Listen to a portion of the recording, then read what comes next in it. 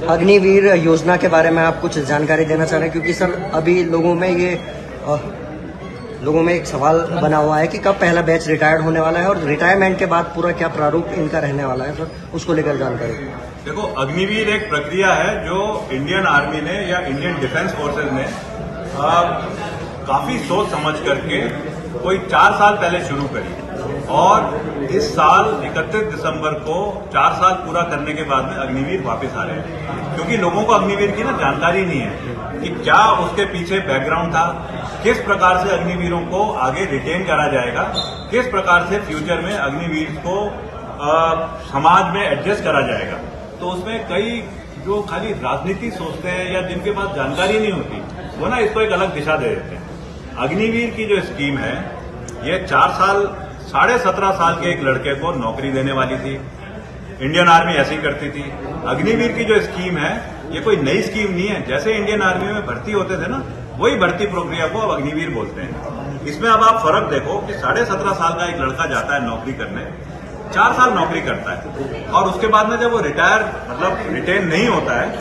पहले तो मैं ये कंप्लीट करता हूं, रिटेन नहीं होता है, तो वो जब सिविल समाज में जाकर के किसी एग्जाम की या किसी कंपटीशन की तैयारी करता है, तो उसके पास 4 साल का एक्सपीरियंस है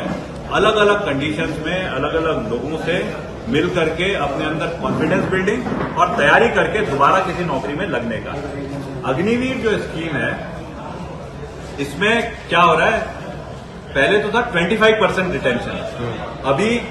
कभी भी किसी दिन भी आ जाएगा। अब इसको कर रहे हैं 51 से 56% रिटेंशन। तो अगर 51 से 56% रिटेंशन हो गया तो अग्निवीर तो वैसे ही ना पूरे के पूरे नॉर्मल इंसान की तरह नॉर्मल पुराने फौजी प्रोसेस से हो गए। लेकिन उससे बड़ी चीज ये है कि जो अग्निवीर वापस आएंगे उत्तराखंड में, क्योंकि सेना को एक अच्छे तरीके से देखा जाता है, तो हमारे जो चीफ मिनिस्टर हैं श्री पुष्कर सिंह धामी जी, उन्होंने मेरे को ही ये चीज बोली, कहते हैं हम बोलते रहे कि अग्निवीर वापस आएंगे, अब इसके बाद 10% किसी में उनकी जो नौकरी लगेगी उसे करेंगे कैसे। तो हमने एक बनाना शुरू करा है, एक अभी सजेशन दिया है, अग्निवीर पुनर्वास एवं कैरियर प्रबंधन नीति, जिसमें कि हम भारतीय आर्मी की, इंडियन आर्मी की एक ऑर्गेनाइजेशन है कैमो, CAMO, उसके साथ और अलग अलग डिपार्टमेंट के साथ में समन्वय बना करके प्रोसेस बनाने का एक तरीका कर रहे हैं कि जब अग्निवीर वापस आएंगे तो उनका क्या एक्सपीरियंस है, क्या उनके पास इस टाइम पे आगे करियर में काम करने की क्षमता है, उसका रिकॉर्ड मेंटेन करना, उसके बाद में उनको ट्रेन करना, कैसे फॉर्म भरे जाते हैं, फॉर्म भरने के बाद में कैसे आप अप्लाई करने के साथ साथ तैयारियां करते हो और किन किन जगहों पे आप फॉर्म भर सकते हो। जैसे अग्निवीरों के लिए केंद्र सरकार में, राज्य सरकार में, प्राइवेट एंटिटीज में अलग अलग जगह कोटा तो कर दिया है, लेकिन उसको मिलेगा कैसे, तो उसके लिए ये सेल बनाना हमारे मुख्यमंत्री जी का एक प्राथमिक एक अभी सोच में है। और ऐसा करने वाला उत्तराखंड पहला राज्य होगा पूरे देश में जो अग्निवीरों को रिटेन करके और उनको सही तरीके से समाज में एब्जॉर्ब करा के समाज को स्ट्रांग बनाने की प्रक्रिया करेगा। सर कैमो की बात कर रहे थे आप, कैमो की बात कर रहे थे कि कैमो जो रिटेन नहीं होंगे, जो आर्मी जवान रिटेन नहीं होंगे, उनको कैमो के जरिए होम मिनिस्ट्री के अंदर आने वाले जितने भी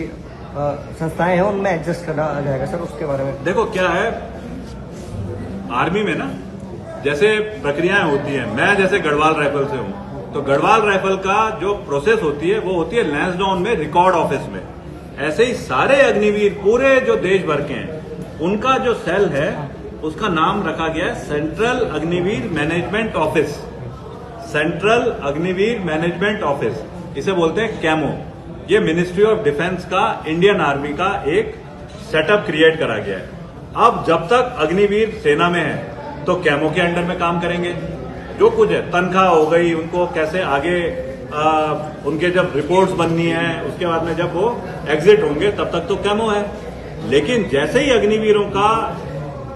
31 दिसंबर को पूरा हो जाता है टेन्योर, उसके बाद में जो अग्निवीर रिटेन हो गए, बैलेंस अग्निवीरों को कैसे समाज में फिट करा जाए, कैसे अलग अलग नौकरियों में उनको एडजस्ट करा जाए, उसकी जिम्मेवारी है मिनिस्ट्री ऑफ होम अफेयर्स की। उसका भी ऑर्डर हो रखा है। अब क्योंकि हमें ये जानकारियां तो होती नहीं, हम तो खाली बस वो राजनीतिक तरीके से ही चीज को लेके ना उछालना शुरू कर देते हैं। तो ये सब सोच करके पुष्कर सिंह धामी जी ने कैमो से अलग अलग डिपार्टमेंट से, और हमारे रिटेंशन सेल कैसे बनेगा उसकी एक प्रक्रिया शुरू कराने के लिए मेरे को बोला है, उस पर हम कार्रवाई कर रहे हैं।